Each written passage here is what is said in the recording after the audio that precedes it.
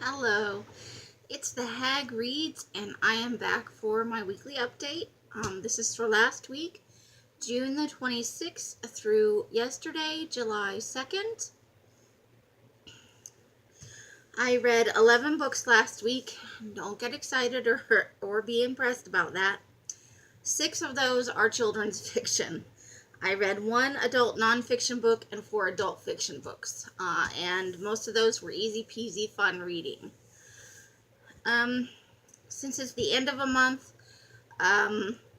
my June totals were 35 total books.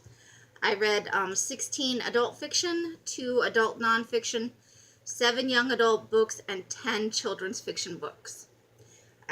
For 2017 to date, the breakdown is 70 adult fiction, 13 adult nonfiction, 33 YA, and 66 children's fiction. And most of the children's fiction has been Hardy Boys, Nancy Drew, Lemony Snicket, and then the Little House on the Prarie series that I've been reading. That's really a lot of what racks up the numbers there. In my goal towards reading 1,000 books, which I started in December of 2011, so that for the year it's 182 books total. Since December 2011, I have read 258 adult fiction books, 79 adult nonfiction books, 114 YA, and 115 children's books. Total is 566, and that's roughly 6 years. I think it's 6 years in December this year. I would love to get my adult nonfiction total up compared to every other number on here, especially to my adult fiction. It's less than half of, like, 258 to 79. I would rather it excuse me, I would rather it was more equal. And when I started reading this year, my goal was kind of to read 1 adult nonfiction book a week, and I have not been hitting that number. I was right at the beginning of the year, but the last 2 or 3 months, I'm lucky if I get 1 or 2 in a month. And so I really need to step up my game with that. So 11 books this week. First one is Little Sister Death by William Gay. This was published, I found out, at the very end of the book, posthumously, from people that went through some of his papers. I have not ever read anything by William Gay, but he was worthy of a foreword by another author, who I'd also never heard of, and that speaks more to what I read, because I generally read horror and paranormal romance. I'm not big into literary fiction.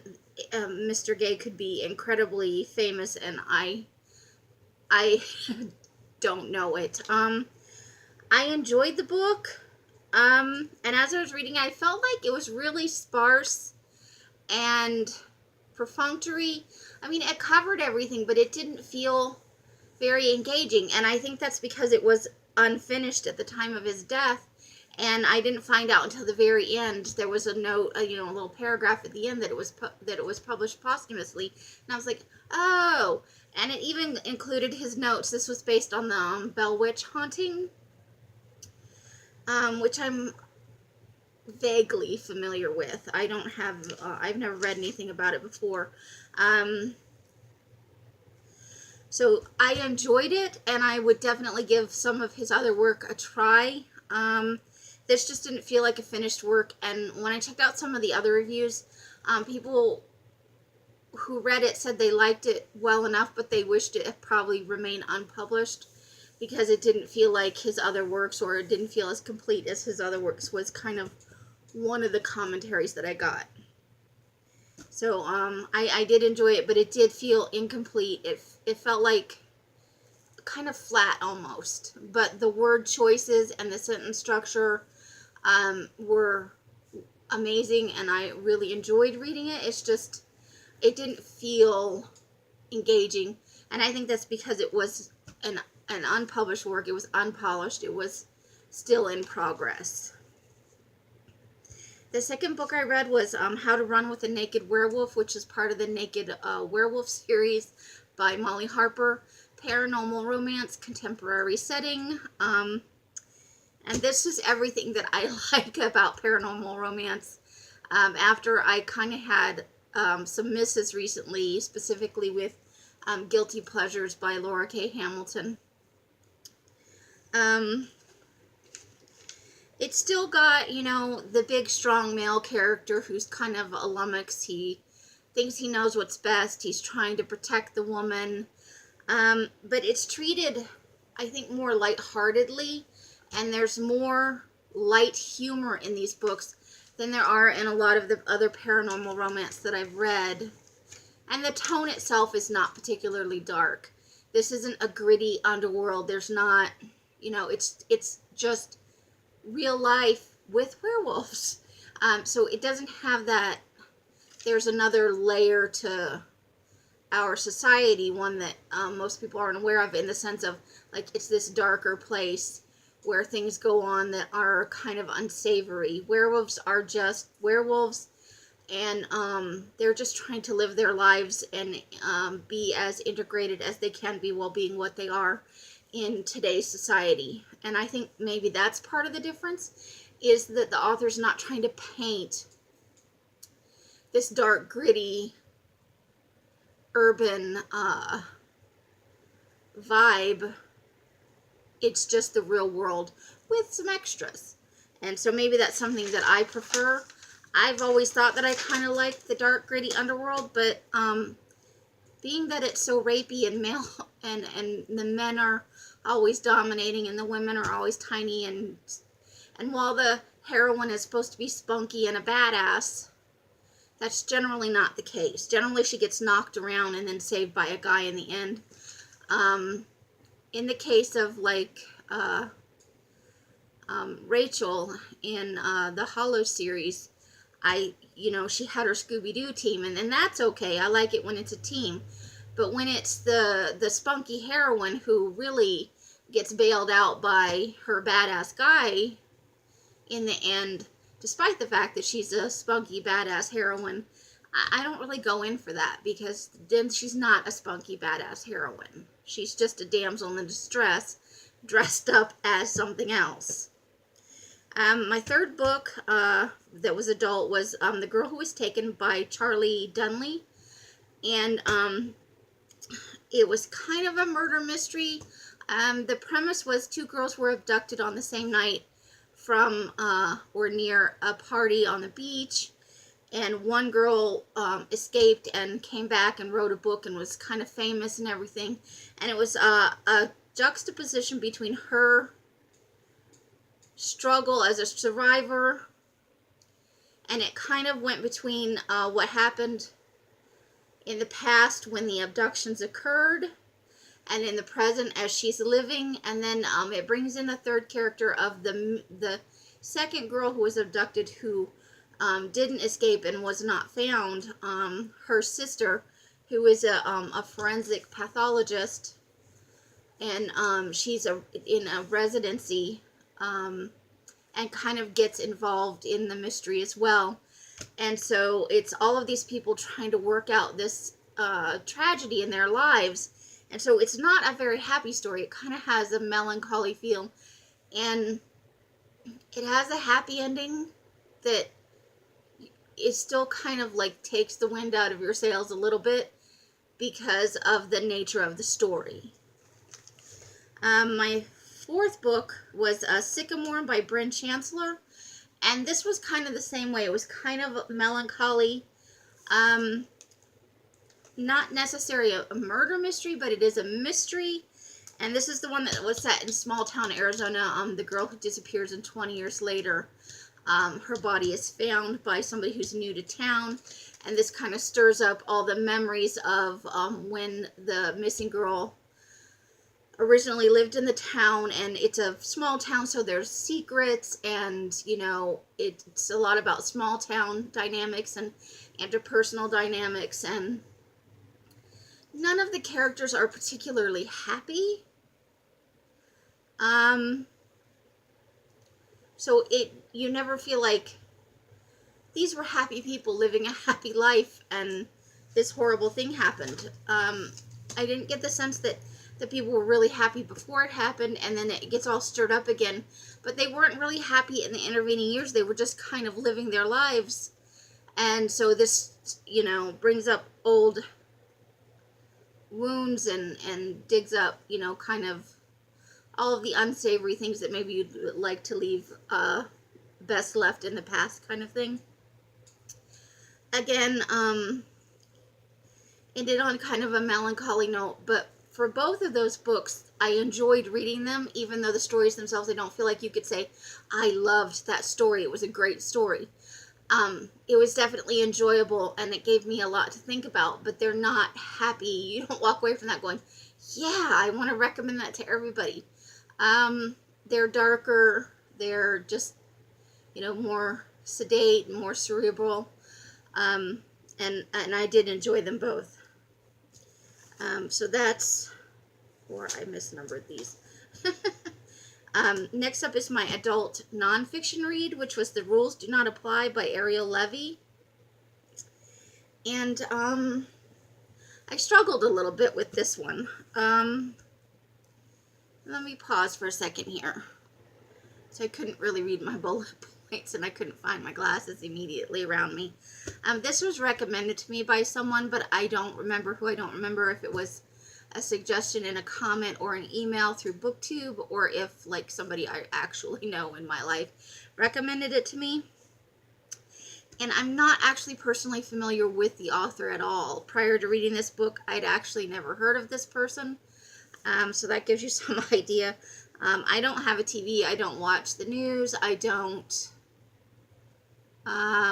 follow public figures. Like, I'm not a fan of the Kardashians or anything like that. All of that stuff kind of really bothers me, and I don't want to participate in the fame mongering of people who really don't, I don't want to say don't deserve, but they don't add any value to my life. And when I watch them, I'm not entertained. I'm frustrated that these people have this kind of power and that they're setting this kind of example for younger people. I think that with the advent of all these reality TV shows,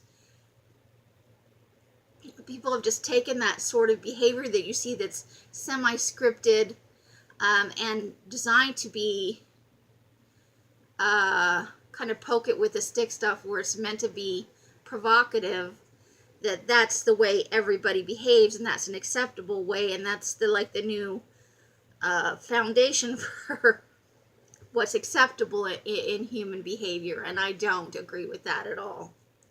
So I don't really know anything about her. I do take it that she's a feminist. My understanding from this book is that she's a lesbian. And all of those things are fine.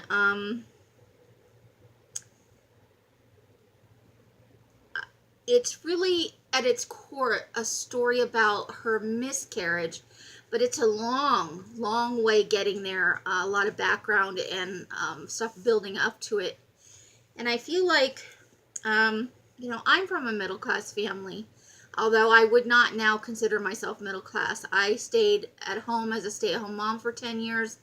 And I quit working kind of at the point at which I would have left what's considered hourly, probably minimum wage jobs. I worked in a hotel, and I kind of worked my way up. And I was working in the sales department as an administrative assistant. And that's the point at which my job might have become a career. And that's when my second, I have kind of two groups of children, and they're 10 years apart. So that's in the second group.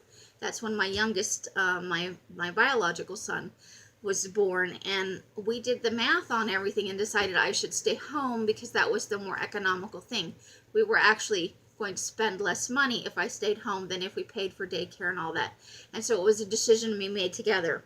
But when we divorced, those 10 years had a much greater impact on what kind of jobs I could get coming out the other end, because I was not college educated beyond an associate's degree. And all of the jobs I had held prior to that very last one had all been hourly jobs at hotels.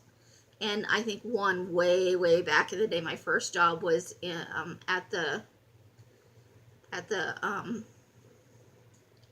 can't think of the name of it, the store, not the commissary, but the one where you go buy all your other stuff on a military base, the PX, maybe? It's been a long time. But I worked in the shoe department there for a summer. My mom got me the job.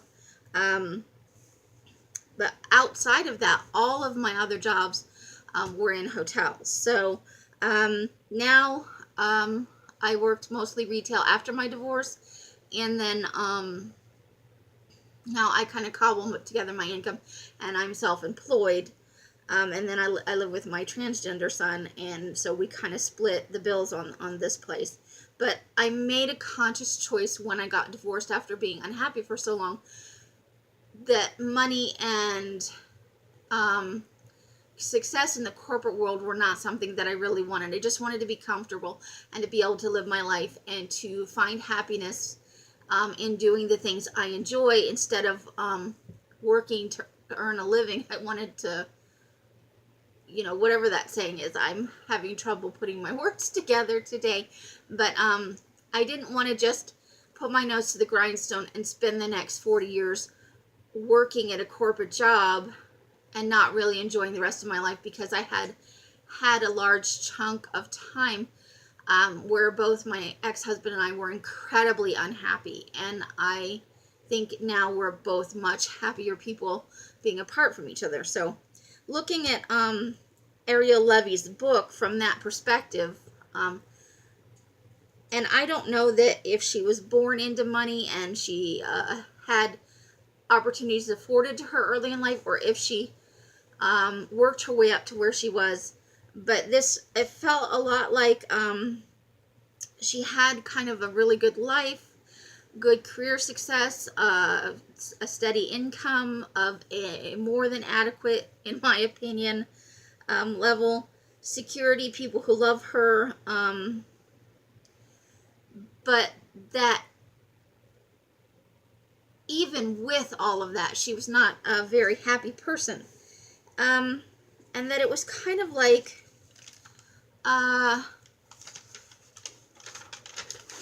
looking from the outside, here's this person who has all these wonderful opportunities and successes and, good things going on in their life. That seems from the outside very peachy keen, but that's not really the case from her perspective. It's not like down in the dumps awful, but she has her own problems, and it felt like a lot like white privilege and first world problems. Like I had a hard time outside of the miscarriage, because that is a terrible, devastating experience that most people around the person that this happens to, even the spouse, people tell you things like everything happens for a reason, or it was part of God's plan, or next time. And it's so hard to support somebody who's been through a miscarriage without making it worse with platitudes that have no meaning and really serve to just stab them in the heart over and over again. So outside of that, because that is a horrible thing to happen to anybody, the rest of this is, there are problems that everybody has dealt with in their life. An alcoholic significant other, bad things happen. And so I just felt like I was listening to her, and outside of that miscarriage, I felt like there's not a whole lot wrong with your life. And I didn't really enjoy the book from that perspective. Like, I don't know that I could draw something inspirational out of that. What I got out of it is that from my perspective, from the outside looking in, and I think a lot of people do this, they look at people who have money and have successful lives and think, if only I had whatever it is, the car, the house, the money, some combination of all that, the beautiful wife or the, handsome husband, that I would be so happy. And looking into the glass house from the outside, it sure does look that way. But clearly, even having all of those things does not make you happy. And so for me, what I took out of that was, I may not be financially well off, and I probably never will be. And, I probably struggle more than most people my age in a number of ways, but I have a good life and I'm reasonably happy. So I should count my lucky stars, I guess. I gave it 3 stars. It wasn't a horrible book. I just struggle with this type of memoir or when there are articles of this nature. Yes, a miscarriage is a terrible thing, but you're basically telling me all the stuff in your life that built up of all these unfortunate circumstances that culminating in the miscarriage, and pretty much none of the rest of her life was all that bad. The remaining books I read were all children's fiction. And you know what? In her defense, she may not have meant it that way. That may just be how it came off to me at this point and this time in my life. If you're a fan of Ariel Levy, I don't have any problem with her. It's just, it felt like wham wham, white privilege, first world problems. There's a lot worse things out there in life than what she's been through. And I'm trying, I don't know what I could say now that would make it better. I probably would just keep digging that grave. If you enjoy her work and her as an individual, I'm not saying that she's a bad person or anything. I'm just saying how it struck me. The remaining books were all children's fiction. I read 3 Little House books. By the Shores of the Silver Lake, number 5. The Long Winter, number 6. And Little Town on the Prairie, number 7.